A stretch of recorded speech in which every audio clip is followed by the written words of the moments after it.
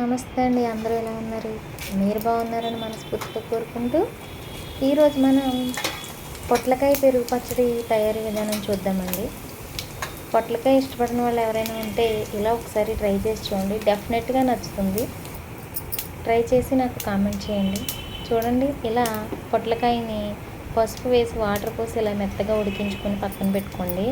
తర్వాత ఇలా పోపు పెట్టుకుని అందులో శనగపప్పు, మినపప్పు, జీలకర్ర, ఆవాలు, తరిగిన అల్లం, పచ్చిమిర్చి, ఎండుమిర్చి వేసి ఫ్రై అవనిచ్చి కరివేపాకు వేసి తర్వాత ఉడికించుకున్నటువంటి పొట్లకాయ ముక్కలు కూడా వేసి కొంచెం సేపు ఫ్రై చేయండి. నేను ఇంగు వేయటం మర్చిపోయానండి. నేను ఇప్పుడు యాడ్ చేస్తాను నెక్స్ట్ క్లిప్పింగ్లో. మీకు ఇంగు నచ్చినట్టయితే వేసుకోండి, లేదంటే అవసరం లేదు. కొంతమంది ఇష్టపడరు కదా ఆ ఫ్లేవరు, దాని గురించి. తర్వాత ఇంగు వేసుకుని ఫ్రై అయిన తర్వాత సరిపడినంత ఉప్పు వేసుకోండి. నాకైతే ఈ క్వాంటిటీ సరిపోలేదు, నేను నెక్స్ట్ మళ్ళీ కొంచెం యాడ్ చేస్తున్నాను. ఎందుకంటే పెరుగులో కొంచెం ఎక్కువైనా మళ్ళీ ఎక్కువగా అనిపిస్తుందని చెప్పి నేను చూసుకొని వేసుకున్నాను. కావాలంటే మళ్ళీ యాడ్ చేసుకోవచ్చు కదా అనేసి.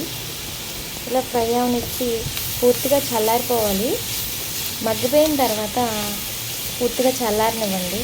చల్లారిన తర్వాత పెరుగుని వేసి కలుపుకుంటే ఇదిగోండి ఇలా ఉంటుంది.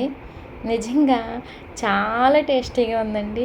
మాకైతే ఈవినింగ్ కూడా అని చెప్పి చేశాను, హాఫ్ డేలోనే అయిపోయింది మొత్తం కర్రీ అంతా కూడా. మీరు ట్రై చేసి నాకు కామెంట్ చేయండి.